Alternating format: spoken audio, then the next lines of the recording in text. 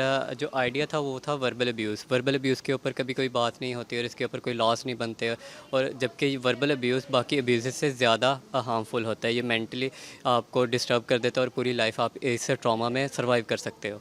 तो इसलिए इसके ऊपर कभी बात भी नहीं हुई। तो मेरा एम था कि मैं अपनी फ़ैशन कलेक्शन के थ्रू मैं कुछ ऐसा दिखाऊं कि जिससे लोगों को अवेयरनेस मिले और उनको पता चले कि ये कितना हार्मफुल है।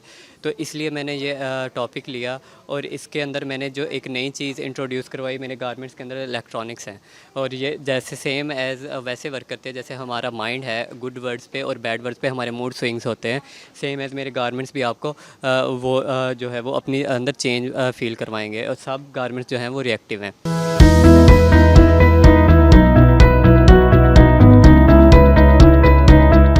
मेरा जो थीसिस है वो वैन गॉग पर है। वैन गॉग की पेंटिंग मैंने स्टारी नाइट सेलेक्ट की थी।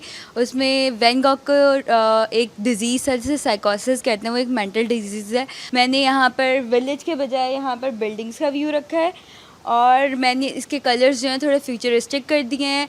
और दूसरा मैंने कट लाइंस पे ये किया है कि ये वाले वेव्स जो हैं ये भी उसको शो करते हैं सोइल मूवमेंट को, और जब आप ये ड्रेस पहनकर मूव करते हो तो ये ड्रेस भी मूव होती है साथ, तो ये एक इल्यूजन क्रिएट करती है। जो मेरी सारी कट लाइंस हैं ये मैंने कार्स की जो बॉडी और शेप होती है उससे निकाली हैं।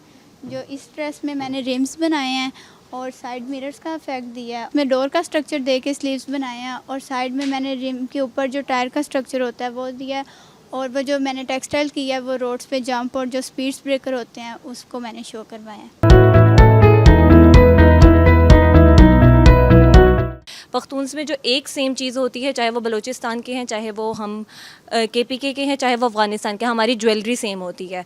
तो मैंने बेसिक एलिमेंट जो अपनी इंस्पायरेशन में लिया वो ज्वेलरी लिया, और उसी एलिमेंट में से मैंने डिफरेंट कट लाइंस निकाली हैं।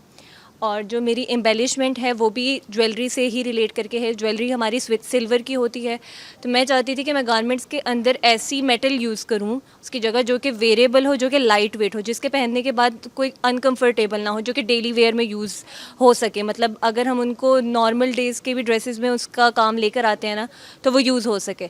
तो मैंने अपने चारों गारमेंट्स में जितना भी आपको सिल्वर पार्ट दिख रहा है वो सारा लाइट वेट मेटल का है, 0.5 mm एलुमिनियम शीट का बना हुआ है।